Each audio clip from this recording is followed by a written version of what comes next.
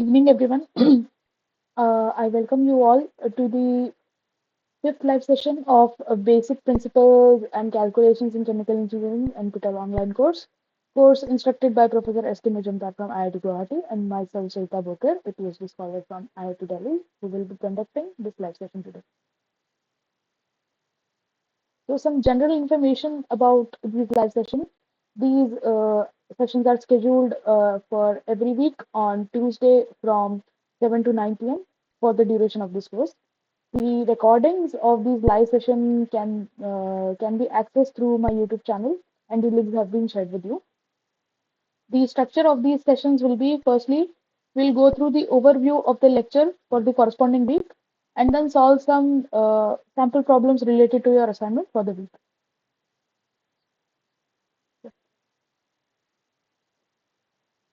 So let's get started. So for the fifth week, we started with lecture 13, which was all about phase equilibrium. So in chemical engineering, many systems are such that they have more than one phase usually. And the two-phase system is basically the simplest of all of them. Um, and these systems, whether they have two-phase or single phase, can be represented using a phase diagram. So phase diagram basically tells us about the different physical states of a substance at different temperature and pressure. So here we look at the phase diagram for water. So as you can see, the x-axis has temperatures in degrees Celsius, and you can see from the y-axis, from the unit, you can make out that it is basically pressure. So it is a P versus T diagram, a phase diagram. And we see how the different states of water exist at different temperature and pressure. So here we see that this area is the liquid phase, this area is the gas phase, and this area is the solid phase. So if basically vapor phase. So vapor phase, here we see that at 100 degrees Celsius and 1 atm, we get the boiling point of water at 1 atm. So at different pressure, the boiling point of water will be different. So this is characterized by the vaporization curve or the vapor liquid equilibrium curve. So and at this vapor liquid equilibrium curve, we get different boiling points at different boiling at different pressures, and that will be the vapor pressure basically at the saturation. So here we see this is vapor. So if in this area, so here if we see that if we keep on increasing the so here in this area, if we keep on increasing in this area, it is vapor. So if we keep on increasing the pressure at the same temperature, this is the same temperature. So from vapor, we go to the liquid phase. Okay. If we decrease the pressure again, we go to the vapor phase. Then at this pressure, if we keep on decreasing the temperature, same pressure, we keep on decreasing the pressure such that the liquid phase gets transformed into the solid phase. So and at this point, at the same temperature, if we keep on reducing the pressure, we again go to the vapor phase. So sorry.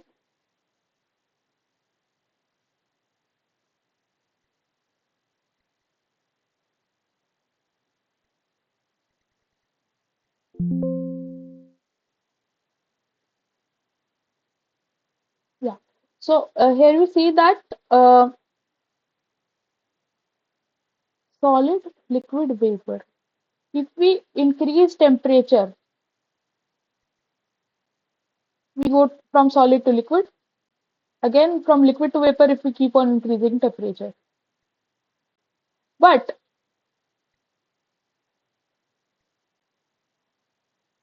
we can also do this if we reduce the pressure.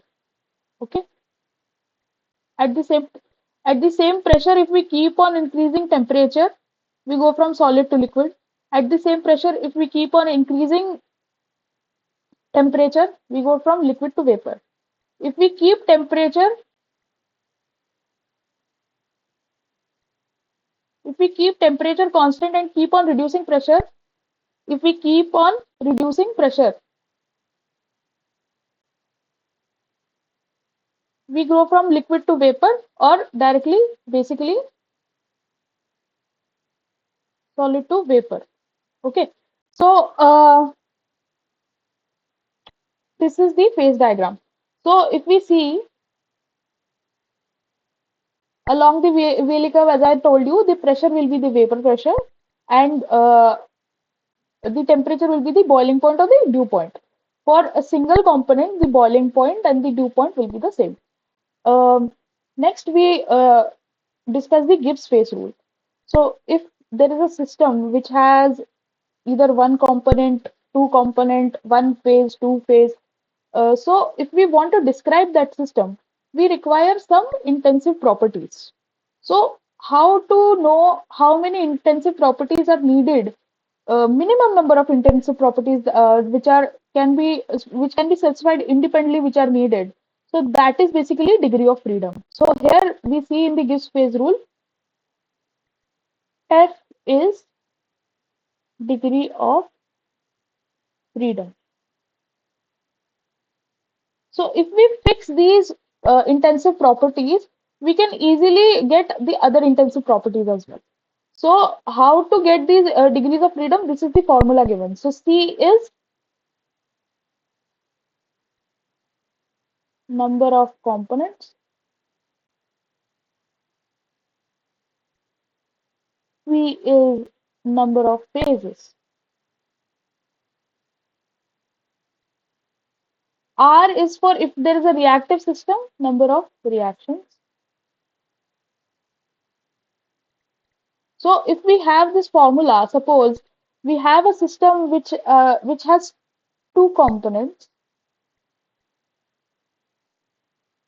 and two phases and no reaction basically. So if we put that in this equation, so two components minus two phase plus two minus zero. So two minus two zero. So number of degree of freedoms for that case will be two. So we require two at least minimum of two intensive properties to define the system so that we can get other properties as well. So suppose there is a mixture of benzene plus toluene and we heat it such that it is in vapor as well as liquid form, which happens in the distillation column basically. So there are two components and there are two phases. So we would require in that case at least two properties, which can be temperature and pressure. These are intensive properties, mind you, not extensive. Okay, so if we know temperature as well as pressure, if we fix these two, we can get other properties such as the mole fraction in liquid phase, mole fraction in vapor phase. So here we see in this vapor liquid equilibrium diagram for two phase and two components. So here we see temperature versus mole fraction. So here we see that the mole fraction of benzene is increasing in this direction. So the mole fraction of toluene will increase in the opposite direction basically. So here we see that the temperature this is the VLE curve basically. So as we keep on increasing the temperature until this if we go for a particular concentration of the mixture. So take suppose we take zero point 0.6 mole fraction of benzene and 0.4 mole fraction of basically toluene. So if we keep on increasing temperature, we reach to this curve basically, and at this curve basically the bubbling starts, which is called the bubble point. If we keep on increasing the temperature, we get into a phase which is basically liquid plus vapor phase. And if we keep on increasing the temperature, we achieve the vapor phase. So this is liquid and this is vapor. So, and you can see that at mole fraction 1 for benzene, so this is pure benzene and this is pure toluene. So we see that at that point, the temperature of this is basically the boiling point of benzene. And you can see it is lower than the boiling point of toluene, as it is lower boiling liquid, or more volatile than toluene. So we see that there are two phases here and two components here. In here, there are two components, but there is only one phase.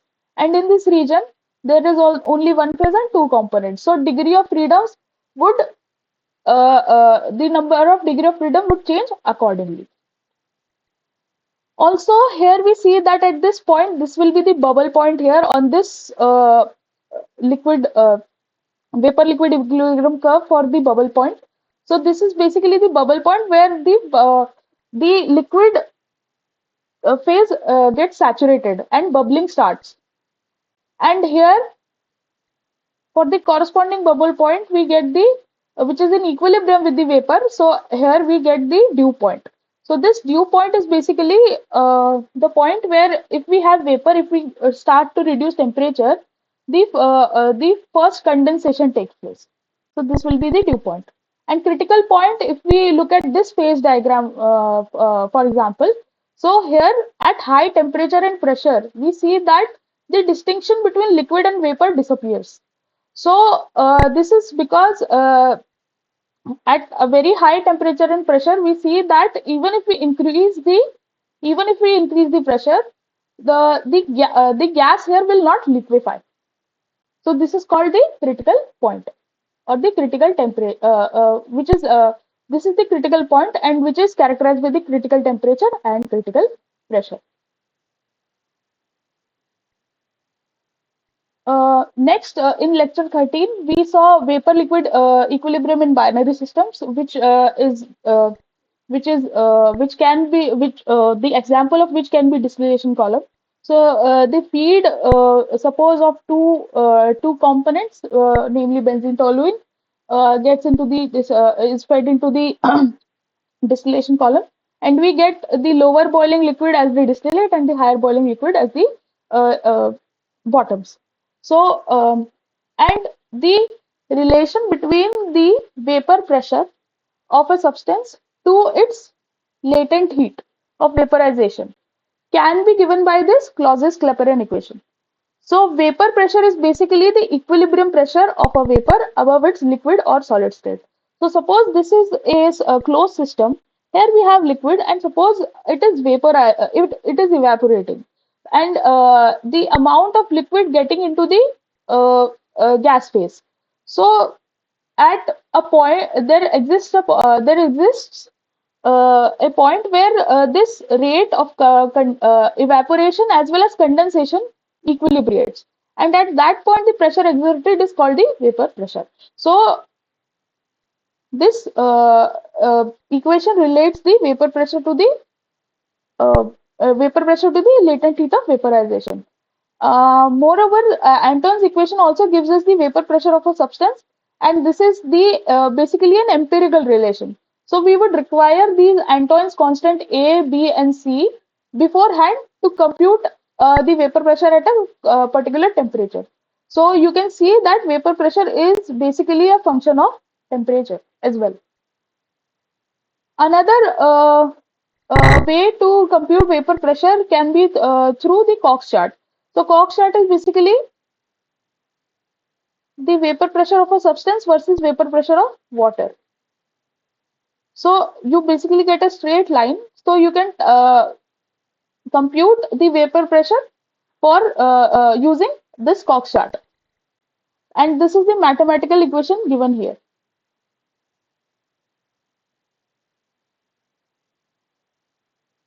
Next, in lecture 14, we saw equilibrium laws, humidity, and saturation. So we started with Raoult's law.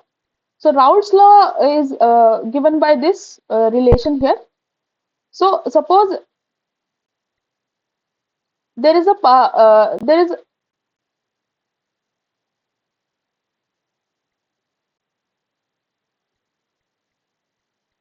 so suppose there is some gas phase here and some vapor phase here and some liquid phase here. So the partial pressure of a component in the vapor phase will be proportional to its concentration in the liquid phase, and it is this proportionality constant is the vapor pressure basically. So it exists for the ideal solutions, and also ideal that means in the ideal solution there are no interaction between the components. For binary mixtures, the Raoult's law can be written as the partial pressure of A, which is basically the mole fraction of A in vapor phase. So Y denotes mole fraction in vapor phase, and Xi denotes mole fraction in liquid phase. So mole fraction of A into the total pressure, this is total pressure, and which is equal to the mole fraction in the liquid phase multiplied by the vapor pressure of that substance. And similarly, Pb can be found out, and here we can also say Yb will be equal to 1 minus Ya, as the summation of mole fraction is equal to all the mole fraction of all the components in a system is equal to 1. And also we can see here we have already expressed Xb as 1 minus Xa. So, and then the total pressure will be, as the pressures are additive, total pressure will be partial pressure of A plus partial pressure of B. So that is how we can compute. So it will be, if we can write the total pressure, so PA plus PB equals, so PA as we know is XA PAV, or the partial pressure, into XB PBV. However, there also exist some non-ideal solutions which don't follow the Raoult's law, and they show either the positive deviation or the negative deviation. So here in this plot we see that suppose there are two components A and B, and they interact weakly with one another such that uh, uh, they interact with themselves very so AA interaction will be stronger than the AB interaction. So they have the tendency to have the more pressure than as calculated from the Raoult's law. Same if so it shows positive deviation from the Raoult's law. And there can be another system of A and B where they interact very strongly. So the vapor pressure as calculated from the Raoult's law will be more. So the actual pressure will be less than that calculated from the Raoult's law. So this is basically the negative deviation. Another term, relative volatility, was discussed. So basically there are two components, there is a mixture of two components. So one component is how much more volatile than the other relatively. So this is the relative volatility, which can be expressed using this mathematical relation. So vapor pressure of A upon vapor pressure of B, or you can express it in this way as well. Another equilibrium law, Henry's law, was discussed. So Henry's law is basically true for those substances which have very low concentration in a solution. So very dilute solutions, it is true for dilute solutions. It holds true for dilute solution. Also, it doesn't hold true for very high pressure as well. So here we see a depiction of Henry's law. Suppose there is a closed system, and there are some gas molecules above some water. So if we keep on increasing the pressure, so it forces these gas molecules to be dissolved in this solution. So that is how we get this Henry's law.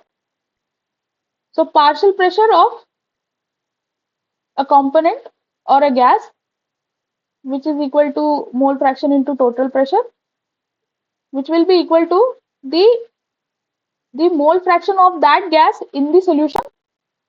So basically liquid phase, and into the proportionality constant or the Henry's constant.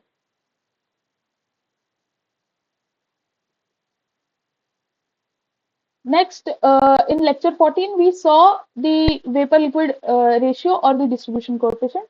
So the mole fraction in the liquid vapor phase to the liquid phase can be the ratio of that is the distribution coefficient, or you can also express it in this way, the vapor pressure upon the total pressure.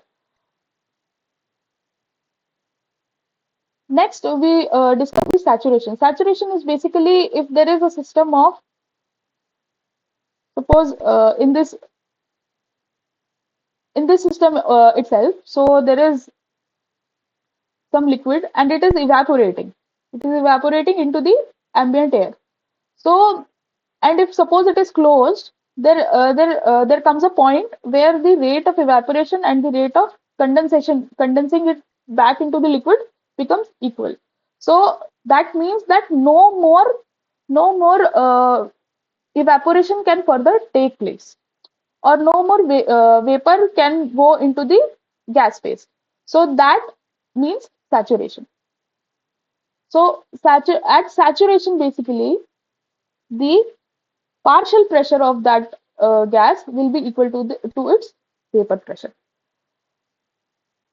Moreover, certain terms such as relative saturation, molal saturation, absolute saturation were uh, defined. So relative saturation is basically how much more vapor can go into into the atmosphere. Uh, so relative saturation is for any liquid, and humidity is basically for, we define humidity for water and air mixture.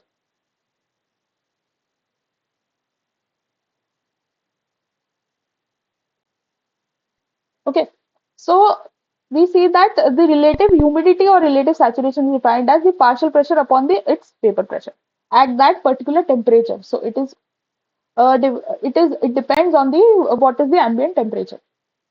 Molal saturation or molal humidity is defined as the moles of that component upon the moles of the gas which is free of that component.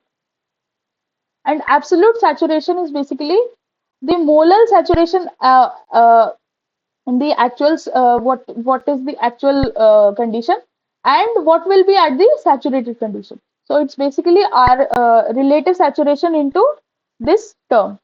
So we can see that absolute saturation will be less than Rs except at saturation.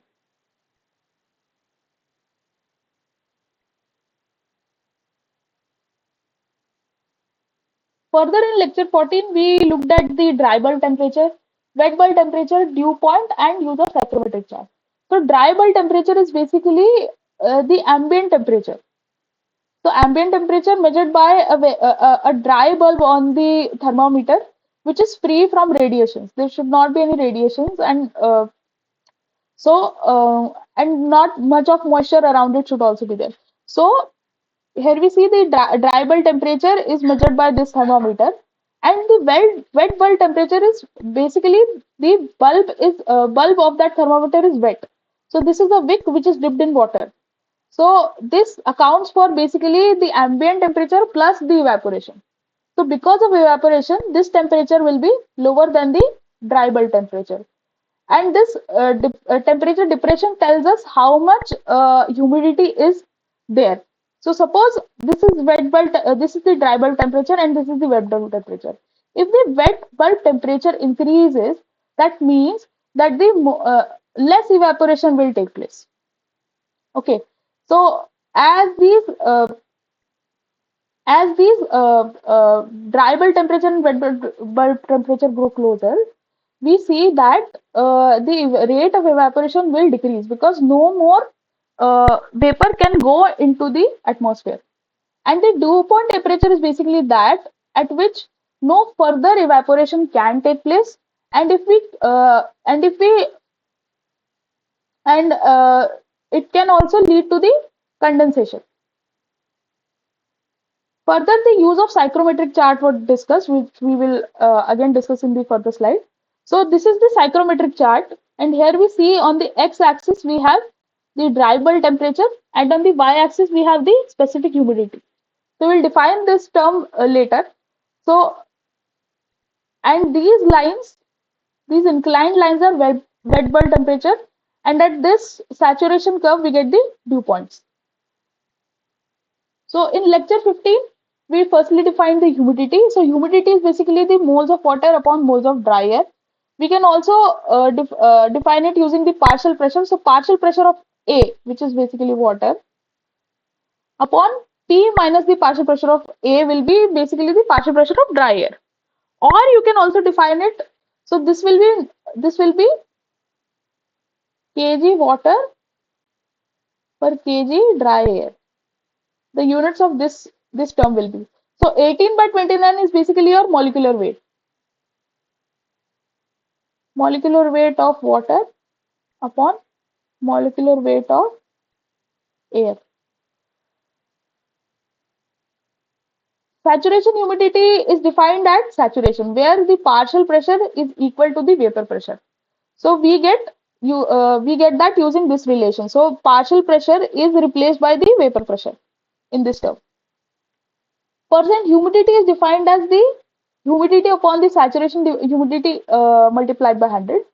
And humid volume is basically volume of 1 kg dry air plus volume of its moisture content at the atmospheric pressure, which is 1 atm, and the given temperature. So the relation for humid volume is given using this expression: 2.83 into 10 to power minus 3 plus 4.56 into 10 to power minus 3 H is the amount of water, sorry,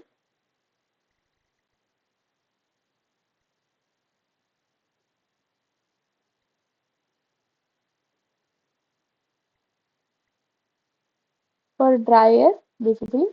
So this H is basically the humidity. So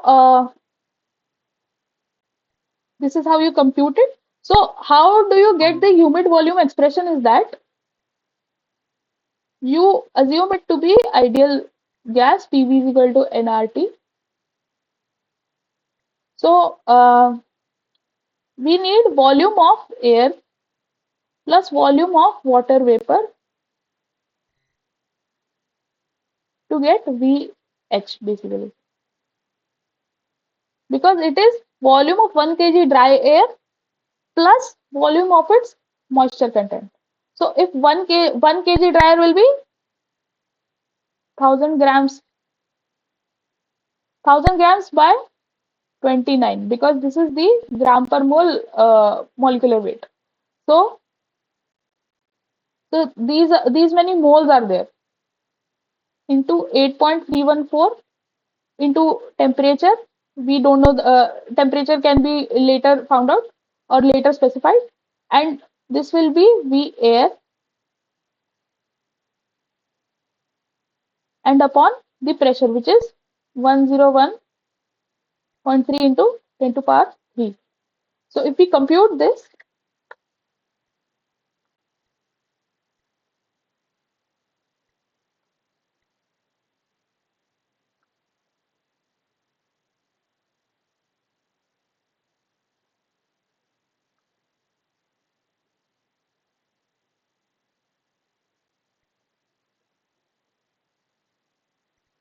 so this comes out to be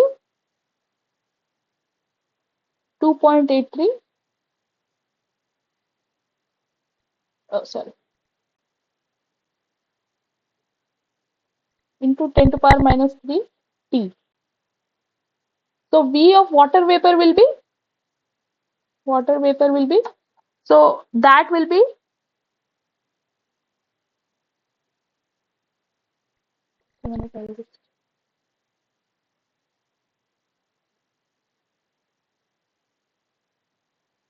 So water vapor will be, it will be again the moisture content. So we don't know the moisture content, that will be, uh, so N water vapor RT by P. So again R and P we know. N water vapor will be basically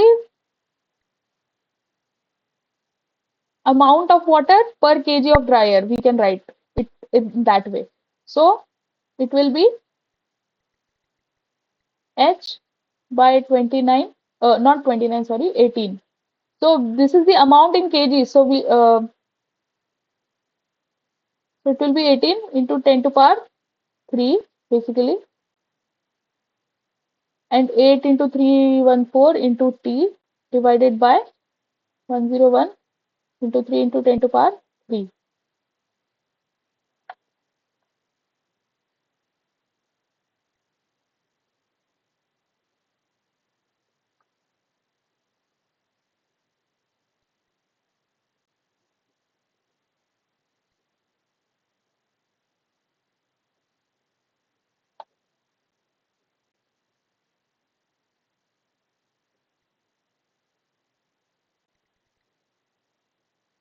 So that will be, because we don't know H, 4.56 10 to power minus 3 H into T. So if we put them together, so VH will be 2.83 into 10 to power minus 3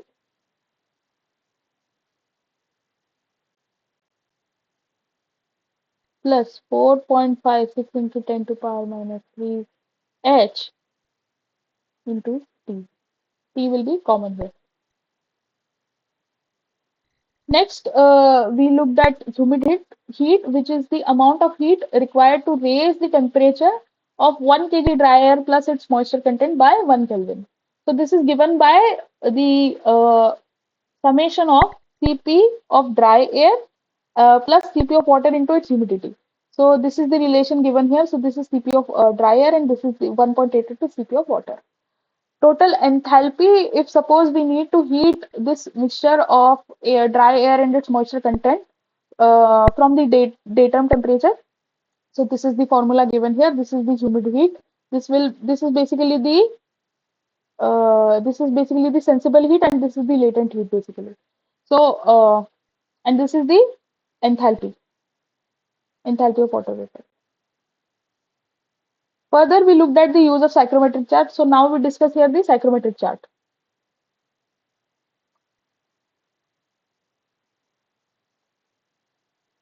So here we see that this at the x-axis is the dry bulb temperature, at the y-axis is the specific humidity. Specific humidity is the moisture content basically, which is the kg of, which can also be written as kg of moisture per kg of dry air.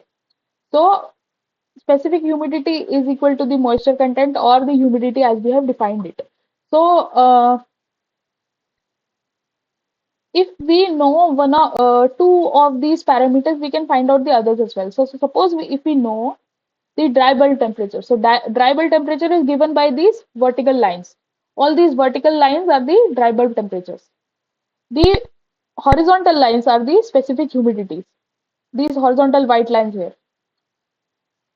These curved black lines are the percent relative humidity. So we go from this, and this is the saturation curve here.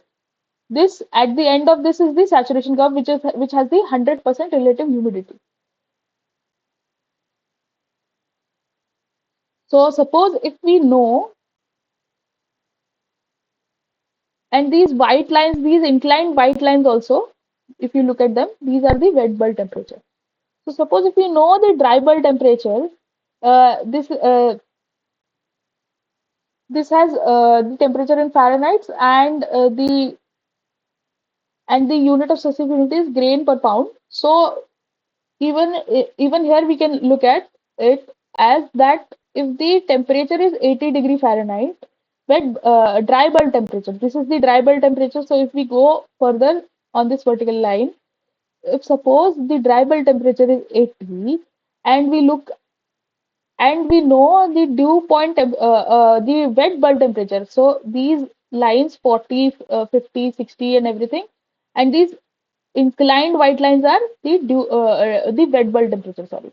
So if we know the dry bulb temperature as 80, and we know that the wet bulb temperature is suppose 50 and between 50 and 60 will be 55. So at this intersection, what we can do is at dry bulb temperature 80 and wet bulb temperature 55, if we go towards the right in the straight line at this elevation, we get the specific humidity. And if we go towards the left till the saturation curve, we get we get the dew point temperature. So here you can see, suppose this is the dry bulb temperature and this is given by the wet bulb temperature. So dry bulb temperature would be about 80 to 82.5 suppose, and the wet bulb temperature is given by, if we know the dry bulb and wet bulb temperature beforehand, I'm talking about that. So this is 60, suppose 67.5. So at this intersection, if we go towards the right side, and we get the specific humidity, and at the same elevation, if we go towards the left side, we get the dew point temperature. So the dew point temperature for this will be about 59. And at this intersection of dry bulb temperature and wet bulb temperature, we can also get the relative humidity. So these curves. So these are given 10%, 20%, 30%, 40%, 50%. So this will be about 44%. So the relative humidity at this point for the given dry bulb temperature and wet bulb temperature will be 44%. Same can be visualized using this plot. So here it is shown in a better manner. So this red line is basically the dry bulb temperature, these vertical lines. The horizontal yellow lines are moisture content. If we take it towards the saturation curve, mind you, this is the saturation curve of 100% relative humidity. If we take it towards the saturation curve, it also tells us the dew point temperature, as told earlier. The green line here are either the enthalpy or the wet bulb temperature. This is the scale. This is the scale. These numbers given, these are the scales for the wet bulb temperature. However, these are the scales which are extended backwards for the enthalpy. The purple curves, these curves are the relative humidity. The blue line is for the specific volume, and the brown is the enthalpy deviation. So this is how you use the psychrometric chart to get the different properties of this air and water vapor mixture system. In the lecture 16, we looked at the process of phase change, condensation and vaporization. So in condensation, we looked at the material balance for the condensation system, different examples of condensation such as the formation of dew in the colder seasons, or the drying as well. And for vaporization, we looked at the calculation of the bubble point temperature, calculation of the bubble point pressure, calculation of the dew point temperature, and calculation of the dew point pressure. So if suppose there are more than one component in a system, and it has a vapor as well as a liquid phase as well. So if we want to calculate the bubble point temperature and pressure, we use this methodology. So in that case, we would be given with the liquid composition. We may also be given the vapor pressure as well. And using that, applying the Raoult's law, we can find out the total pressure. We can also find out the bubble point temperature as well. So if we know the Antoine equation, so if we know the vapor pressure, uh, um, if we know the Antoine's constant, we can compute the bubble point temperature as well. And using, if we know then the total pressure, we can find out the vapor So given will be liquid composition, we need to find out vapor composition. This is the case for bubble point temperature and bubble point pressure calculation. For the calculating the dew point temperature and pressure, this is the methodology that we need to follow. So we will be given the vapor composition, we need to find out the liquid composition. And this is how you calculate that. So we start with the assignment, sample problems related to your assignment 5 basically. So first question, what is meant by degree of freedom? Can somebody give me the answer for this?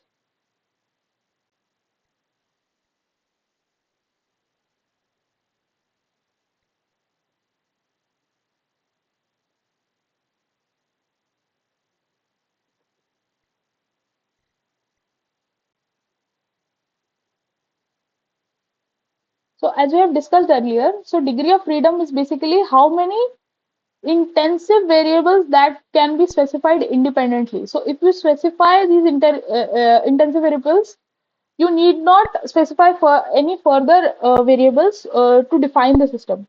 So a system can have temperature, pressure, mole fraction in liquid phase, mole fraction in vapor phase, suppose if it's a liquid vapor system. So if you the degree of freedoms would be such that if you define the number of intensive variables in an independent manner, so that other variables can be found out using this temperature or pressure, or any you can specify t and x, you can find out other variables as well. So it can be any of the variables, not necessarily temperature or pressure. If suppose the degree there are two components and there are two phases. So from the Gibbs phase rule, we calculate 2 minus 2 plus 2 and minus 0 because no reaction. So we get the degree of freedom as 2. So if you fix temperature and also you fix the mole fraction in liquid phase, you can find out the other intensive variables as well. So it's basically the fourth option here, number of intensive variables that can be specified independently. Next question. The state in which the concentrations of reactant and product have no net change over time. So which will be the correct answer here? Can somebody give me the answer?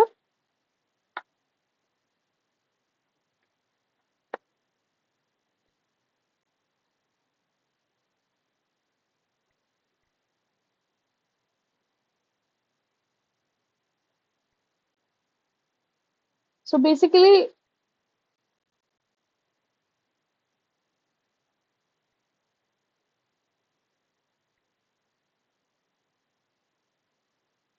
this is the case, this is the concentration, this is time.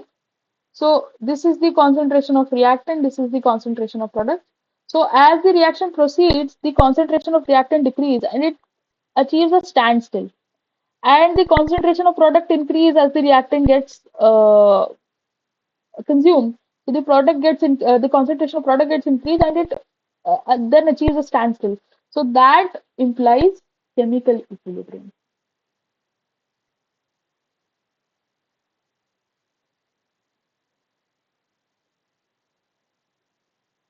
Next question, the degree of freedom for a system containing ice, water and its vapor all in pure form will be. So all in pure form means only one component, which is water. There is ice. So we have solid, we have liquid as well as vapor. So there are three phases, solid, liquid, vapor. Or you can write as ice, water and vapor. It's vapor basically. So we have one component, three phases. So according to Gibbs phase rule, 1 minus 3 plus 2 minus 0. So that will be minus 1 plus 2. Oh, sorry. Minus 2 plus 2, which will give us 0. So the correct answer here will be 0. And in the phase diagram, we saw for water, this is basically the triple point. At this point, all three phases exist, this point, single point. And this is characterized by, I can go back.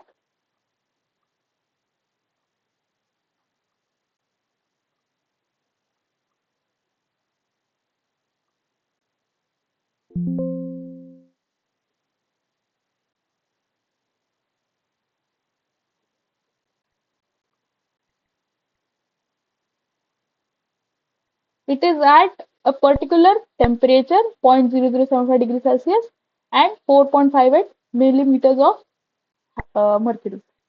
So this is at a particular temperature and pressure, and only at this temperature and pressure the triple point for water exists. And at this point, the degree of freedom is 0.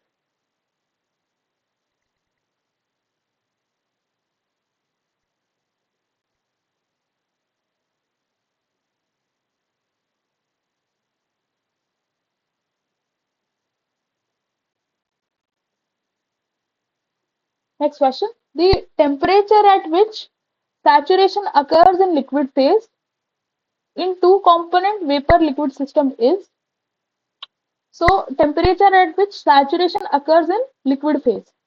So we saw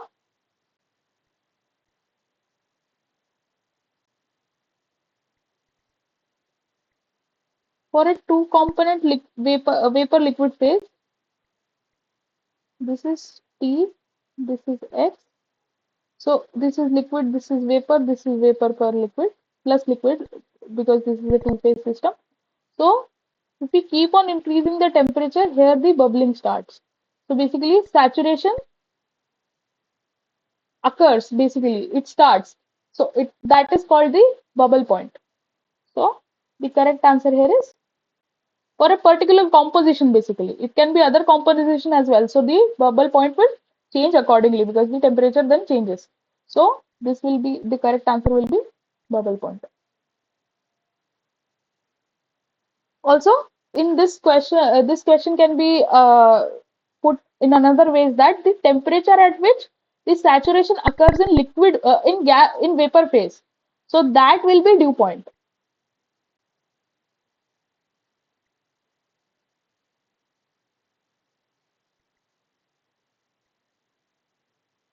Liquid phase will be bubble point, and T at saturation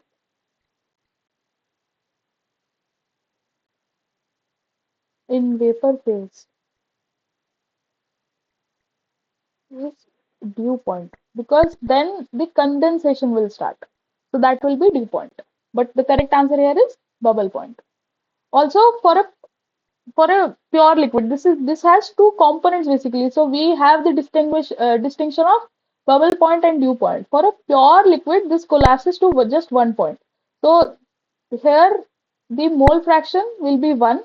So this will be pure for some component, uh, let's say component 1. So here we see that the bubble point and dew point basically are the same, which is basically called the boiling point. Then next question, the Antoine's equation at a particular temperature for a substance is used to compute. What will be the correct answer here? Why do we use Antoine equation? What do we compute using the Antoine's equation? If we are given a particular temperature as well as the Antoine's constant as well. So what do we compute?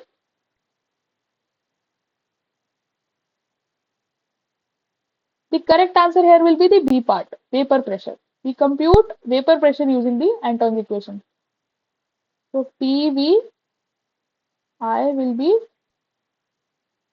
A minus B upon T plus C. And mind you, this temperature will be in Kelvin, and this will be in this vapor pressure that we calculate will come out in millimeters of mercury. Let me just check if I've written the correct expression or not. This is an empirical expression. So yeah, A minus B upon T plus C.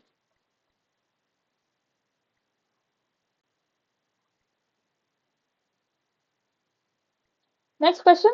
The positive deviation from Raoult's law means What will be the correct answer here? We have discussed this.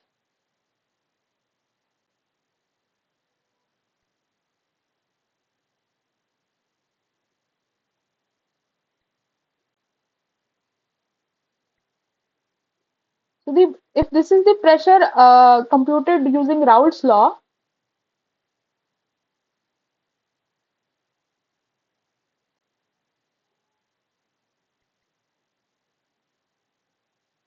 so if there is a positive deviation, that means the vapor pressure computed, actual vapor pressure will be more. As the interactions, as the interactions between the A and B will be weaker in this case. So vapor pressure is more. So as the interaction between A and B is weaker,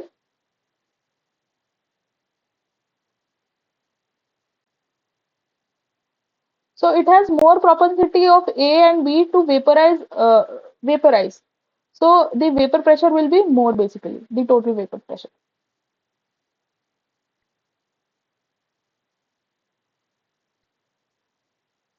Next question, the increasing the partial pressure of carbon dioxide in carbon dioxide gas plus water in liquid closed system would increase its solubility. Is this true or false? Can somebody give me the answer for this?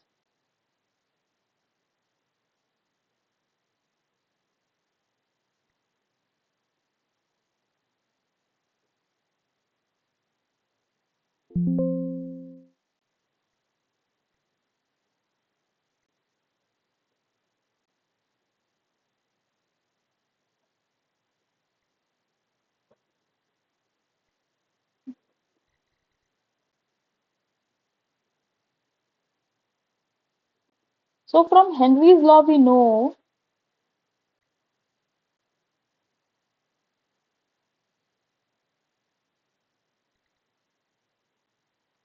this is the proportionality constant. So, and this is concentration in liquid phase. This is the partial pressure in vapor phase. So to relate the concentration in vapor phase to the concentration in liquid phase, we can use either the Raoult's law or the Henry's law. And Henry's law is for dilute solutions. Please mind that. So if we increase the partial pressure, its solubility, basically, this concentration will increase. So the correct answer is true.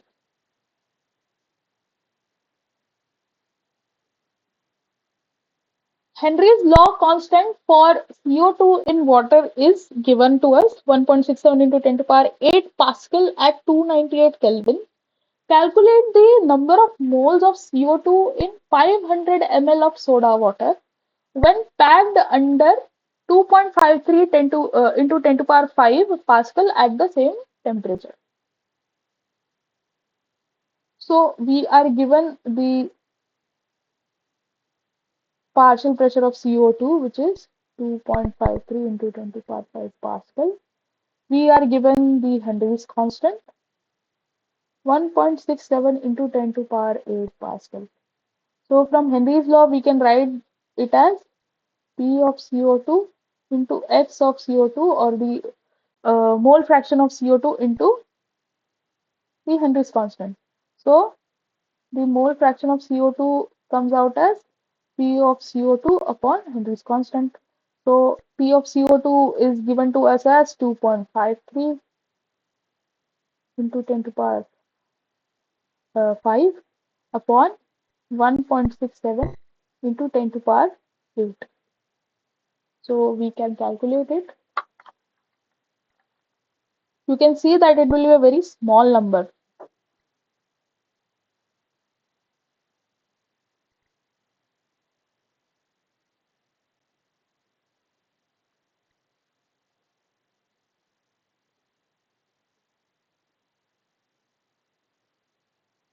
So it comes out to be 1.0015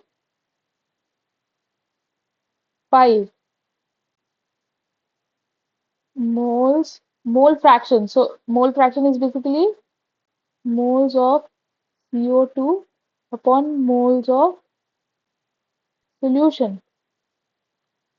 So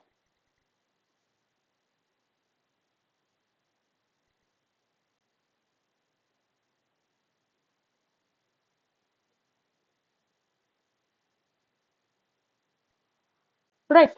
So as the mole fraction is very small, so the mole fraction of water will be very high. So the mole fraction of water is,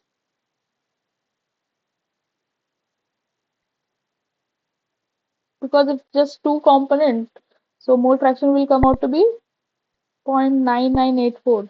We can express it as N of CO2 upon N of water, because NW will be very much greater than NCO2. So we can say that 0.0015 mole of CO2 per 1 mole of H2O. We can say it in this way. So we want to know how many number of moles of CO2 will be in 500 ml of soda water. So density of water we can take as 1 gram per milliliter. So what will be the weight, or sorry, I can write mass of water. So it will be volume of water into density. So 500 grams basically. So mass of water is 500 grams. So moles of water will be 500 upon 18.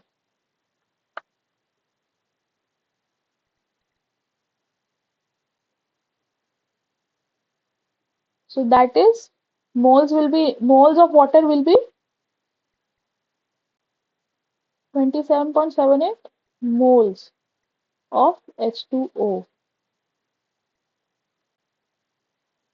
Okay. So if in 1 mole of H2O there are 0.0015 moles of CO2,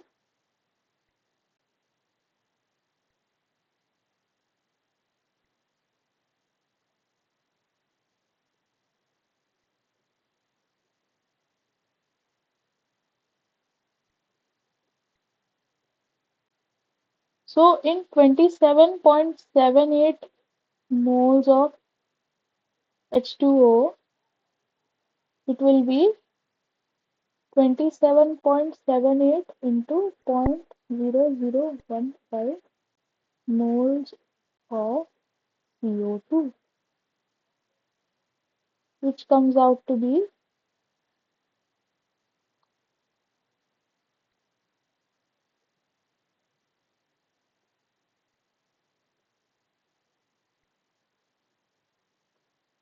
1 of CO2 will be 0.042 moles. So this is the correct answer here. So the correct option here will be option C.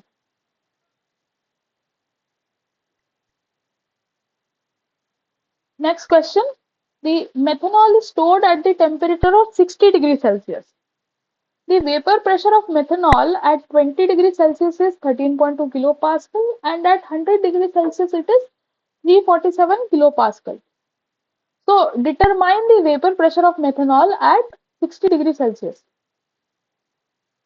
Okay, so we know the vapor pressure at different temperatures. We need to compute the vapor pressure of methanol at 60 degrees Celsius. So we know vapor pressure at different temperature, but we don't know the Antoine's constants. So we cannot apply the Antoine's equation here. So at different temperatures, we know the different vapor pressure. So another relation which can be used as the Clausius-Clapeyron equation.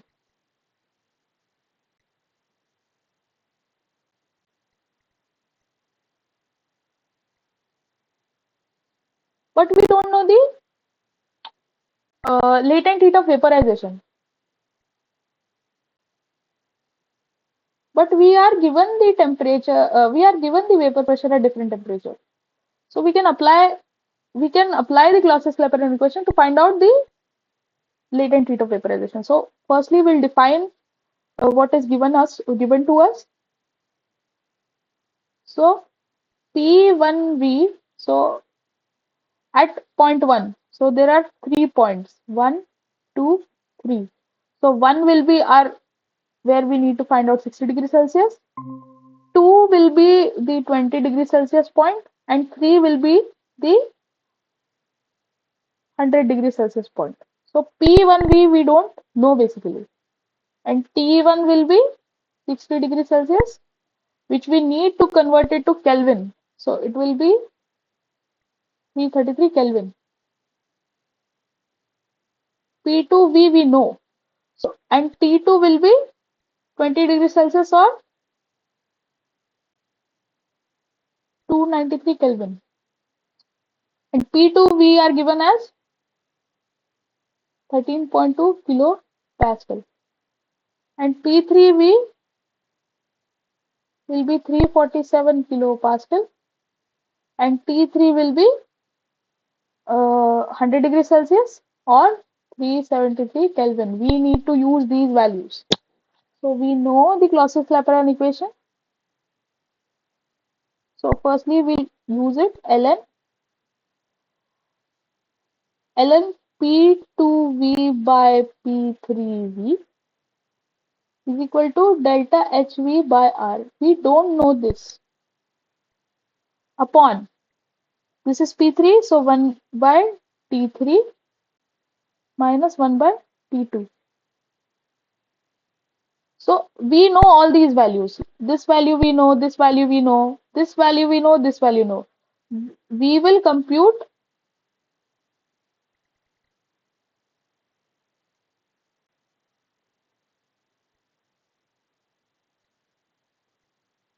we get this value from here.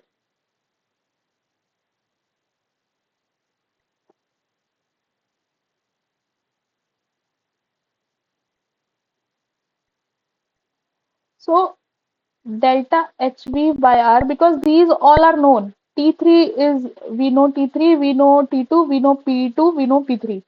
So delta HV by R will come out to be, I can compute it.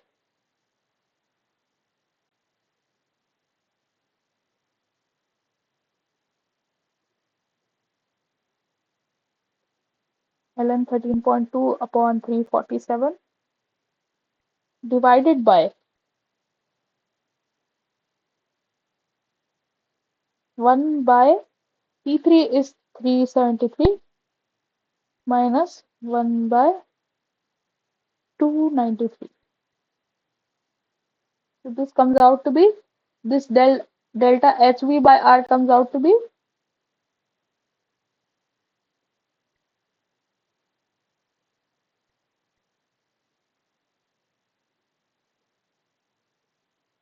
4465.969.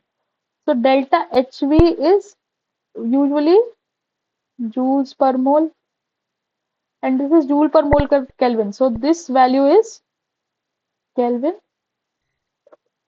No, this value is in Kelvins, not Kelvin inverse.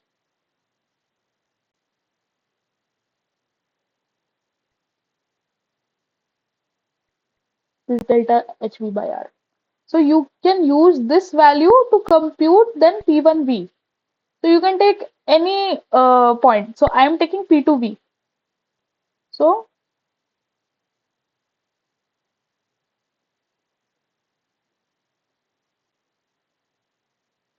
here again we use P1V upon P2V is equal to 4465 in 0.969 into, so this is P2V, so this will be 1 by T2. T2 is again we are given T2 as 293 minus 1 by T1. T1 is 333 Kelvin.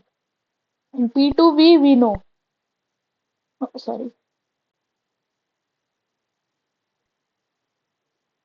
T2V we know, which is 13.2 kilopascal. So we can compute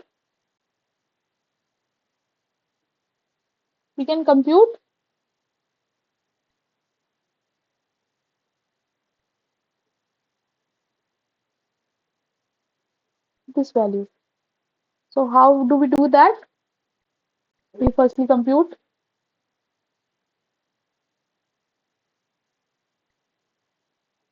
this we can compute this side. This is 9 into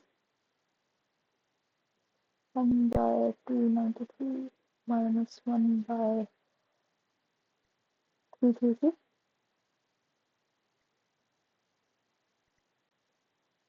So 1.827 this comes out to be.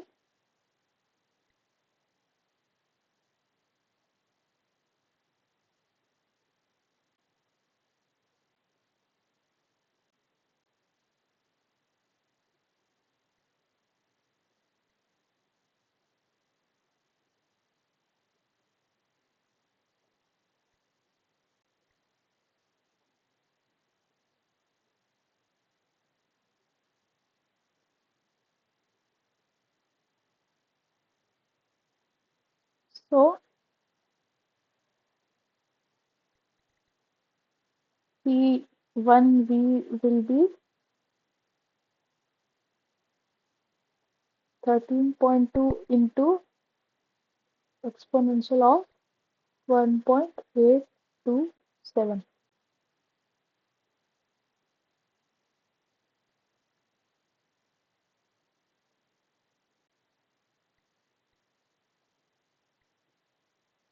So it comes out to be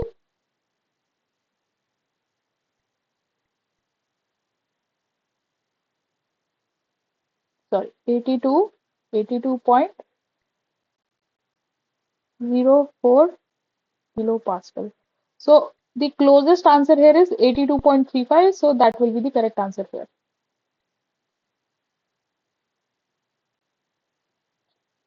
Next question.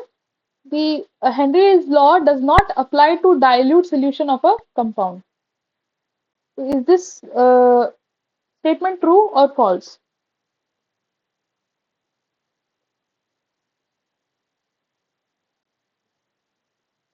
Can somebody give me the answer for this?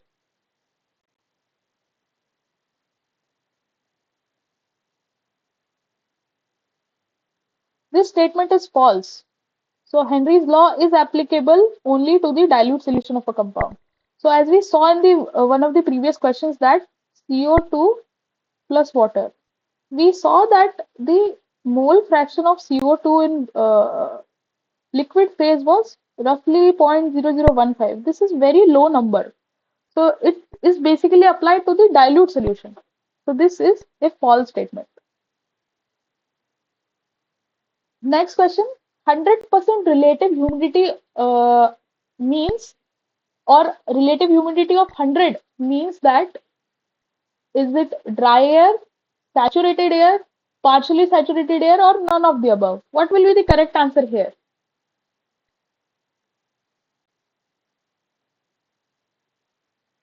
So if we define percent RH as we have seen before,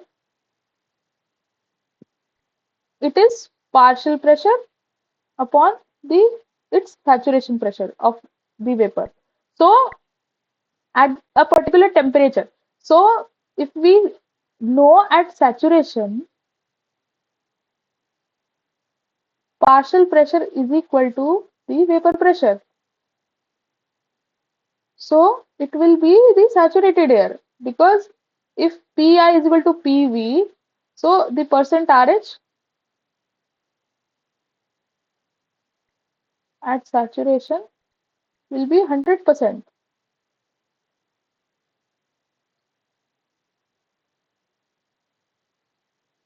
So 100% relative humidity means the air is saturated. No further vaporization or evaporation can take place. Next question. In psychrometric chart, the vertical lines are for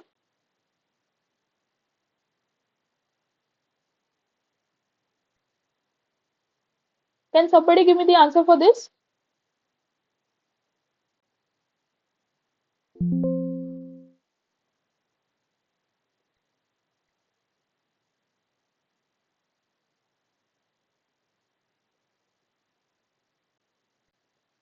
What will be the correct answer here? In the psychrometric chart, the vertical lines are for, I have discussed this before. So vertical line is basically this red path, red line basically. So in psychrometric chart, what do the vertical lines represent? The correct answer here is the dry bulb temperature.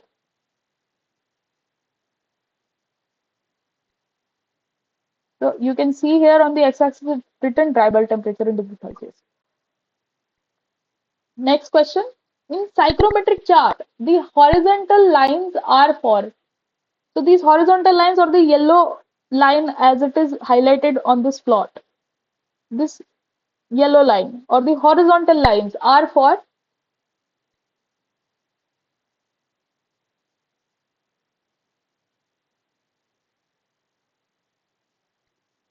Is it the wet bulb temperature? No. It will not be the humid volume as well. Humid volume are these blue lines. Relative humidities are these curves, these distinctly black curves, or this purple line here. These are relative humidity. So the correct answer here is the specific humidity. So you can see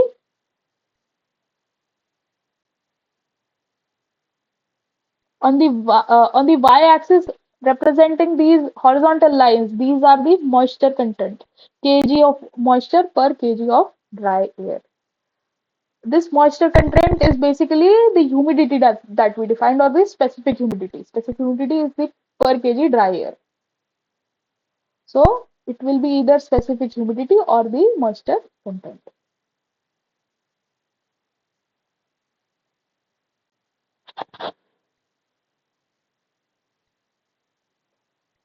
Next question, in a psychrometric chart, at any point other than the saturation curve. So saturation curve is this 100% RH line, this curve, only this curve here, not any other curve, this curve at the end of this plot. This is the 100% saturation, 100% relative humidity or the saturation curve. So at any point other than the saturation curve, the dry bulb temperature is always less than the corresponding wet bulb temperature, equal to the corresponding wet bulb temperature, more than the corresponding wet bulb temperature, or none of the above. What will be the correct answer here?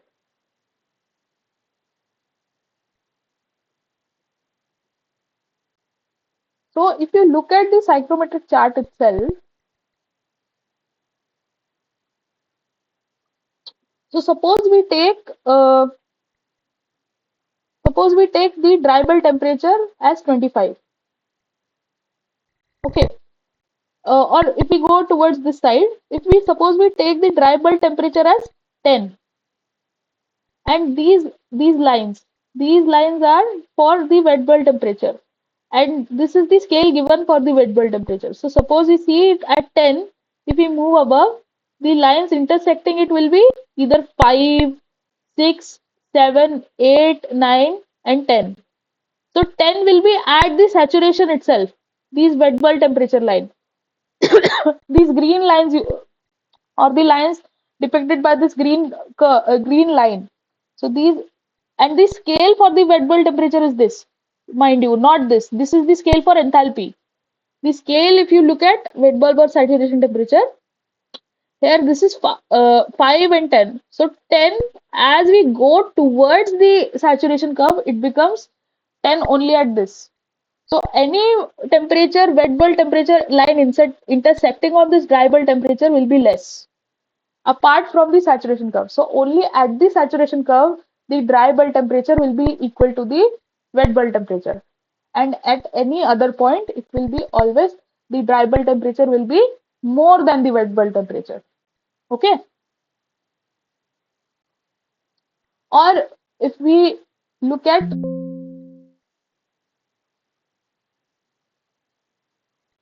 this diagram as well. So here we see that the dry bulb temperature is always more than the wet bulb temperature because it accounts for the evaporation. So because of the evaporation, the cooling takes place. So that's why the temperature recorded by the wet bulb temperature will be lower than the dry bulb temperature. Only at the saturation where no more evaporation can take place, this dry bulb temperature will be equal to the wet bulb temperature. So always dry bulb temperature other than the saturation point will be more than the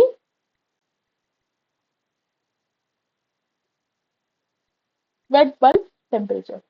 So the correct option here is C. dBT more than WBT at all points other than saturation. At saturation, dBT equal to WBT equal to dew point. Okay.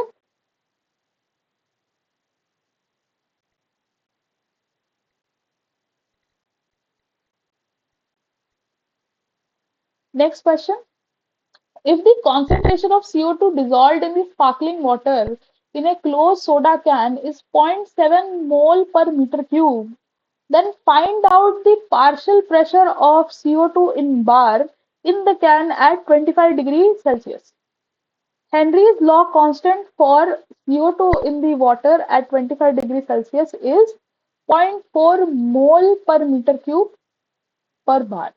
So there is uh, another expression for Henry's law. So one expression we saw that Pi into Xi upon H.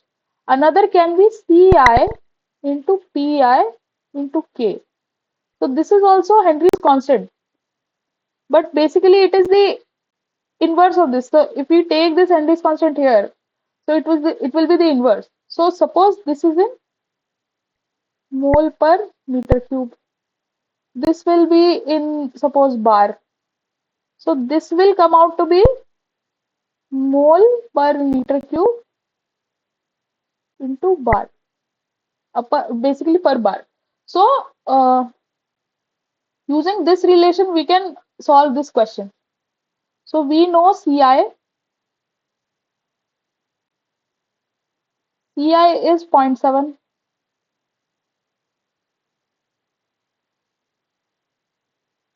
Ci or C of CO2, concentration of CO2, and sorry, which will be equal to P of CO2 into Henry's constant here given is 0.4 mole per meter cube bar. So if we divide 0.7 by 0.4, we get the partial pressure of carbon dioxide. So 0.7 by 0.4,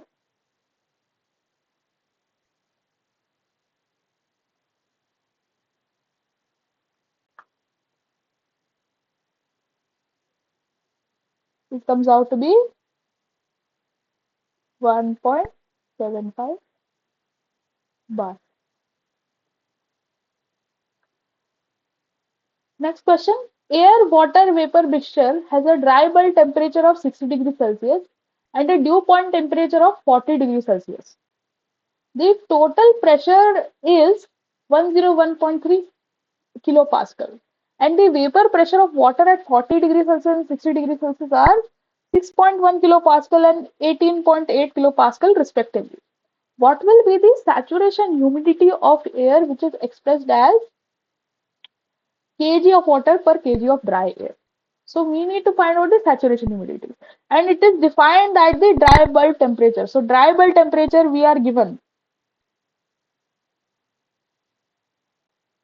any property is defined at the dry bulb temperature. So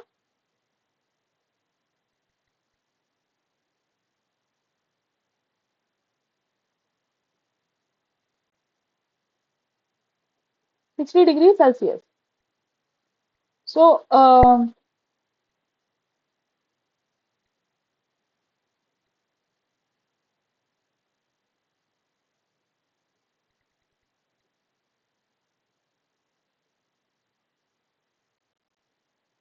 Here, if we need to compute, it will be vapor pressure of water upon T minus vapor pressure of water.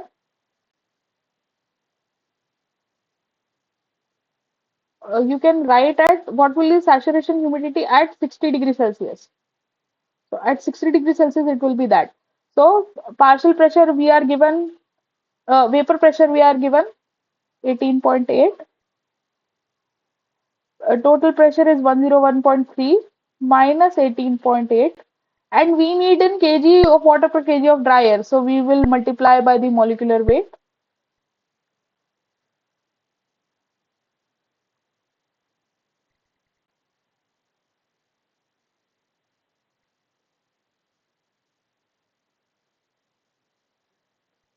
So it will come out to be 0.141. So the correct answer is the B part here. Next question. The air temperature in a room is 40 degrees Celsius.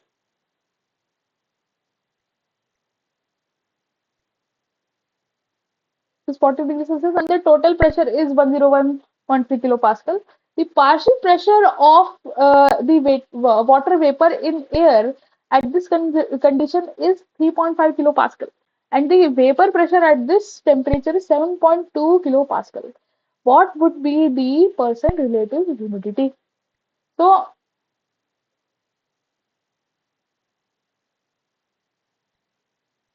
we know the partial pressure of water vapor is 3.5 kilopascal and the vapor pressure of H2O is 7.2 kilopascal. So we need to find out percent relative humidity. So it is given as P of H2O upon the vapor pressure of H2O at that temperature. So both are given at the same temperature and pressure. So 3.5 upon 7.2 we can calculate. Very easy. So this will be into 100.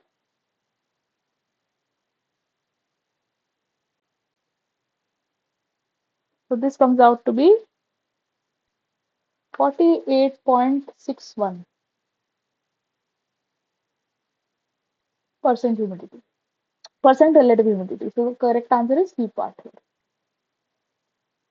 Next question, the air temperature in a room is 40 degrees Celsius again, and the total pressure is 101.3 kilopascal. The partial pressure of the water vapor in air again at this condition is 3.5 kilopascal, and the vapor pressure at this temperature is 7.2 kilopascal.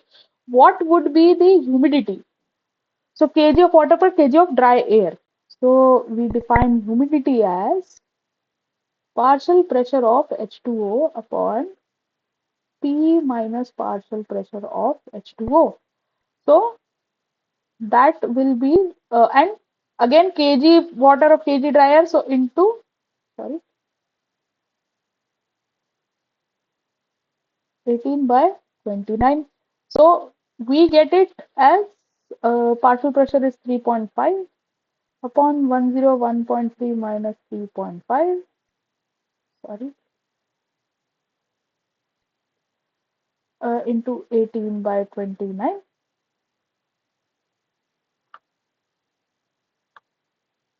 So 3.5 upon 101.3 minus 3.5 in the denominator itself into 18 by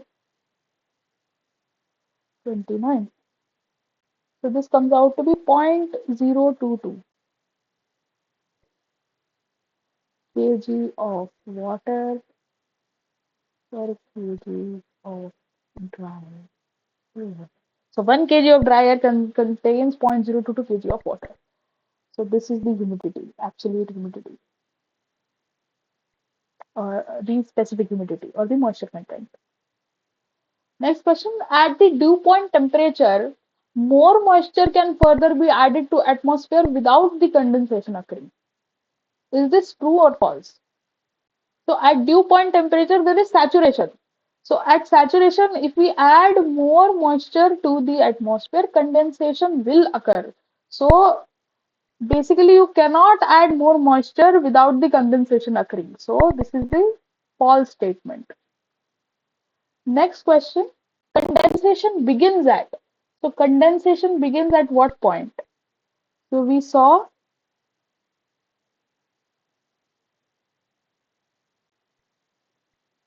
we it will be dew point. The correct answer for two phase. If we look at it, because we I have not written boiling point or any melting point or condensation point. So it will be considered for two phases. So this is vapor, this is liquid, this is vapor per plus liquid. So if we keep on decreasing temperature, this point will reach at the vapor liquid equilibrium curve or the dew point curve. So this temperature here will be the dew point. So the condensation from vapor to vapor plus liquid, this is vapor plus liquid. That means condensation has started at this point. So this will be dew point. The correct answer is dew point. Are there any questions? If there are no further questions, I'll go ahead and close this session for today. Thank you everybody for joining.